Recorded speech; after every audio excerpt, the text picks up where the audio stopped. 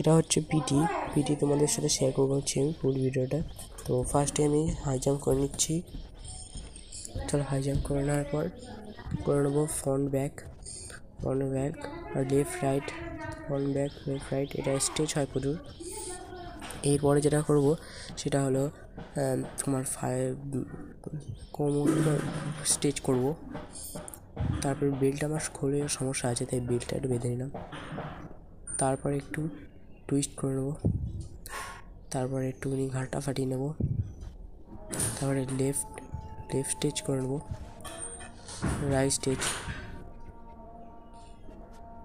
তারপরে একটুখানি করে নেবো তোমার একটু পুশ আপ করে নেবো আমরা।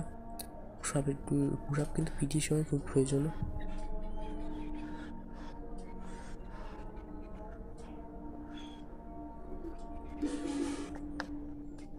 এরপর আমরা করবো গ্রাউন্ড টাচ, মাটি থেকে হাতটা টাকাতে হবে, তাই তোমার কোমরে স্ট্রেচ পড়বে, ব্যাক হোল্ড। এরপর করবো 1 2 3 4, 1 2 3 4, 1 2 3 4, 1 2 3 4, স্ট্রেচ সাইড স্ট্রেচ হলো এটা।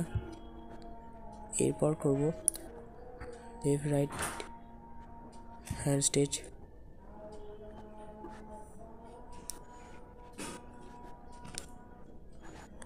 এরপরে যেটা করবো সেটা হলো লেগ স্ট্রেচ।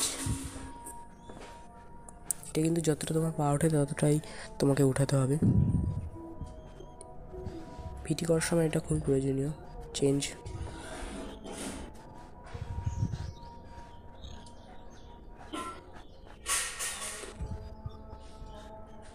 পিটি এর সময় এটা করে নিলে কিকগুলো করতে কোনো অসুবিধা হবে না। এরপর আমি সিট আপ দিয়ে নেবো কটা। দেখো সিক্স প্যাক বানানোর জন্য কিন্তু সিট আপ খুবই প্রয়োজনীয়। তোমরা যদি সিক্স প্যাক বানাতে চাও বাড়িতে তাহলে কিন্তু সিট আপটা প্রতিদিন নিতে পারো 20 থেকে 25টা। এরপর আমি লেগ স্ট্রেচিং করে নেবো, সাইড স্ট্রেচ করে নেবো, তো চেঞ্জ, তারপরে ফুল বসে পড়বো। তারপরে লেফট আর লেগ আমার পারফেক্ট এটা হয়েছে, স্ট্রেচ হয়েছে। তারপরে লেফট রাইট টাচ করবো, তাহলে কিন্তু তোমার কোমরে স্ট্রেচ পড়বে। পরে হিপ রোলিং করবো, হাঁটুটাকে ঘুরিয়ে হাঁটুর পর একটা শব্দ হবে।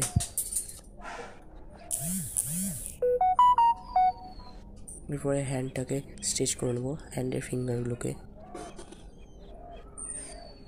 এতে করে তোমার কিক করার সময় বা পাঞ্চ করার সময় তোমার কোনো মোটর লাগবে না। এরপর আমি হ্যান্ড রোলিং করে নেবো।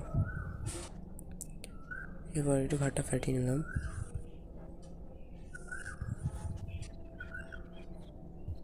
তো গাইস এই পর্যন্ত আজকে দেখা হচ্ছে, এই পর্যন্ত আজকে শেষ।